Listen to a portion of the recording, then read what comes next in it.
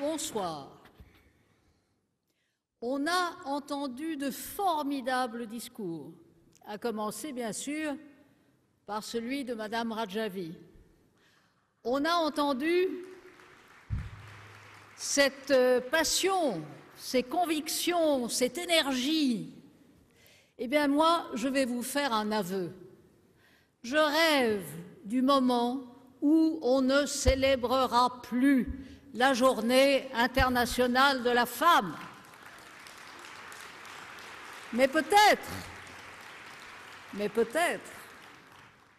la Journée internationale de l'homme, une espèce à protéger, une espèce si faible, si incapable de promouvoir ses droits, une espèce qui doit être, sous couvert, évidemment, de paroles et de promesses, jamais tenues, même dans les pays avancés, comme celui-ci, où j'ai la chance de vivre, des promesses sur l'égalité des droits, l'égalité des salaires, l'égalité des promotions, l'égalité des chances.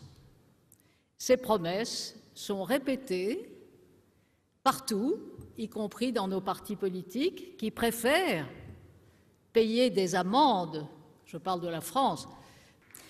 Plus sérieusement,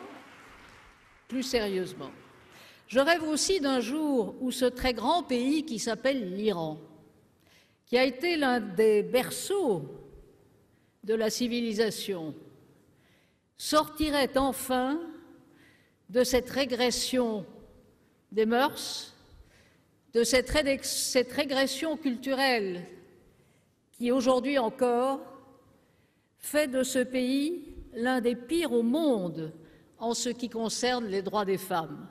Vous savez que le Forum de Davos, tous les ans, publie un gender scale. Il apparaît que cette année, l'Iran est le 127e pire endroit pour les femmes sur 137.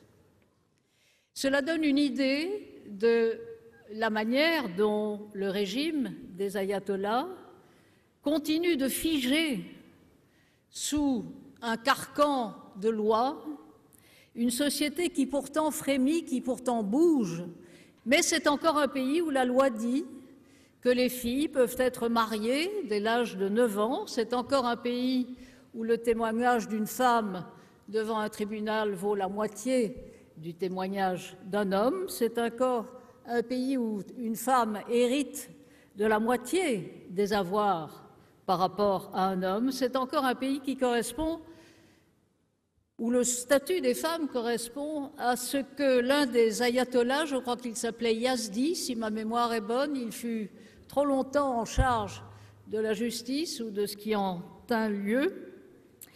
Il a dit et écrit « Votre femme, qui est votre possession, est en fait votre esclave ». Mais encore une fois, ce qui nous tient tous à cœur aujourd'hui et ici, c'est ce qui se passe en Iran. Et ce décalage entre ce régime et encore une fois cette société, cette jeunesse qui déjoue malgré tout les censures, qui écoute les médias, qui écoute en particulier les médias américains ou britanniques qui s'expriment en farsi, cette jeunesse est avide, et d'abord les filles, de participer à cette pulsion du monde. Voilà pourquoi cette réunion, tous les ans, est tellement utile parce qu'il est important, encore une fois, que les messages qui sont exprimés ici encouragent tous ceux qui, là-bas, et bien sûr dans le camp Liberty et le camp Ashraf, poursuivent leur combat.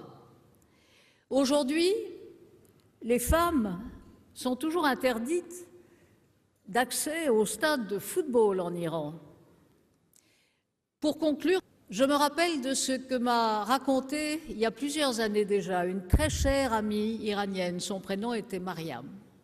Elle a payé de plusieurs années à la prison d'Erevan sa propre liberté de parole. Et elle m'avait expliqué il y a fort longtemps que dans la mythologie persane, l'homme et la femme étaient apparus en même temps, et non pas la femme après l'homme, comme le veut notre tradition judéo-chrétienne. Et elle m'avait appris aussi que le péché originel dans la mythologie persane était aussi bien le fait de l'homme que de la femme.